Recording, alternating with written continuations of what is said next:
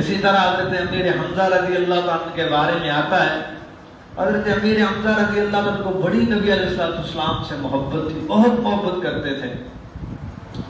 ایک دفعہ نبی علیہ السلام کو غالباً ابو جہل نے مارا، نبی علیہ السلام کو تھپڑ مارے، نبی علیہ السلام روتے ہوئے گھر آئے، غمگین ہو گئے۔ اتنے میں حضرت امیر حمزہ رضی اللہ تعالیٰ عنہ آئے۔ حضرت امیر حمزہ رضی اللہ تعالیٰ نے پوچھا کیا ہوا میرے بھتیجے، کس نے مارا؟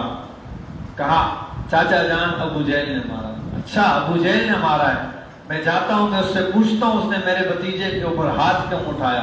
حضرت امیر حمزہ رضی اللہ عنہ گئے اور جا کر ابو جہل جہاں بیٹھا ہوا تھا وہیں پر جا کر اس کو جو ہے مارا اور لہو لہان کر دیا۔ واپس آ کر بھتیجے کو کہا بھتیجے میں نے تیرا بدلہ لے لیا، اب تو تیرا دل ٹھنڈا ہو گیا ہوگا۔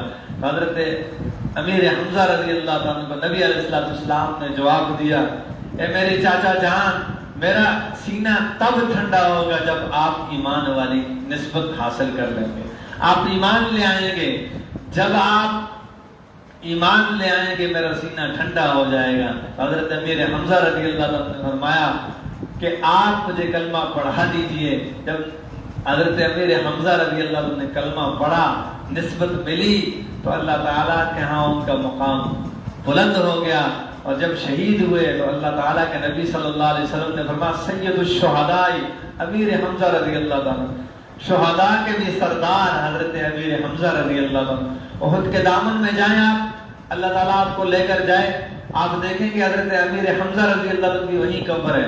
حضرت عبداللہ بن جحش رضی اللہ عنہ، حضرت امیر حمزہ رضی اللہ عنہ، ایک اور صحابی، 3 صحابہ کی قبر اکٹھی ہے اور 67 صحابہ کی قبر اکٹھی ہے۔ آپ دیکھیں کہ آپ حیران ہوں گے، آپ کے سامنے وہی احد کا منظر آ جائے گا۔ بہت پہاڑ کے بالکل دامن میں حضرت امیر حمزہ رضی اللہ عنہ اور 69 صحابہ ان کے ساتھ شہید ہوئے۔ ایک روایت کے اندر آتا ہے جب نبی علیہ السلام حضرت امیر حمزہ رضی اللہ تعالیٰ عنہ اور دیگر صحابہ اکرام کے جو لاشیں تھیں ان کو لے کر جنت البقیع کی طرف آنے لگے تو احد پہاڑ اپنی جگہ سے سرک گیا۔ صحابہ نے نبی علیہ السلام سے عرض کی، اے کریم آقا، اے نبی صلی اللہ علیہ وسلم، احد پہاڑ چلنے لگ گئے۔ نبی علیہ السلام نے مڑ کے دیکھا تو نبی علیہ السلام مخاطب ہوئے، احد کیا بات ہے، کیوں تم اپنی جگہ سے ہل چکے ہو؟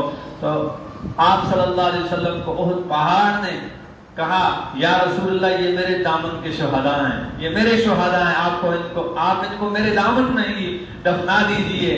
تو یہ مقام تھا، یہ نسبت کی وجہ سے